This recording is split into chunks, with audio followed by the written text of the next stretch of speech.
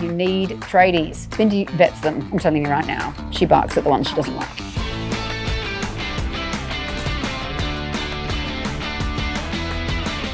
Hi, I'm Sarah Aubrey from Electrify This. Welcome to How to Electrify Your Home with the Right Tradies. I'll be sharing what I've learned from my own electrification journey and how to make yours simpler and easier.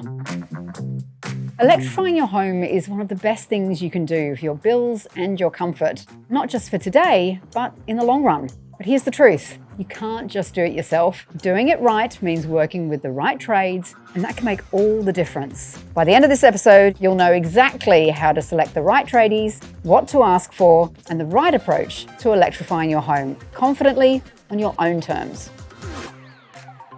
In terms of my own journey, one of the first things that I did was to get my house assessed by a residential efficiency scorecard assessor. It made all the difference. I recommend it to anyone because that was my Bible.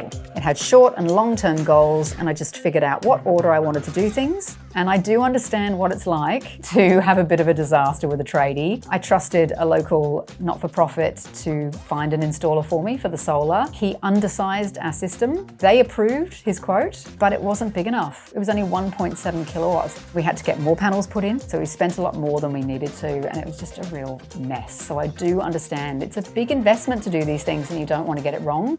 So definitely get 3 quotes. Research.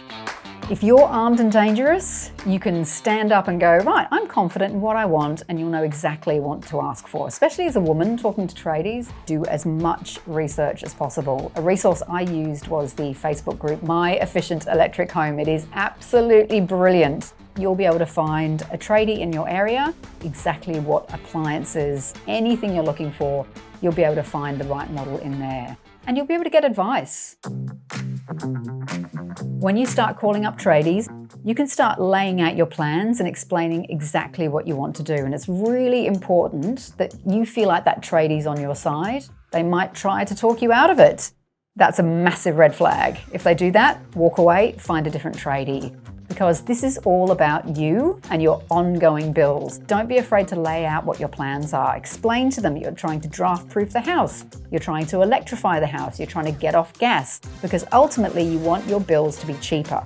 They might have a partnership with certain companies and certain models, and they might recommend that to you. But if you are looking for new appliances, there's a fantastic government website, so they're not trying to sell you anything, energyrating.gov.au. And the great thing about that website is it shows you the 10-year running costs of that particular appliance. Go and look up the model they're recommending. See those long-term running costs. It's not always the case that the most expensive appliance is the most energy efficient. Appliances make up about 30% of your energy bill. So even if something is slightly more expensive up front, those long-term running costs can actually wind up being hundreds, if not thousands of dollars.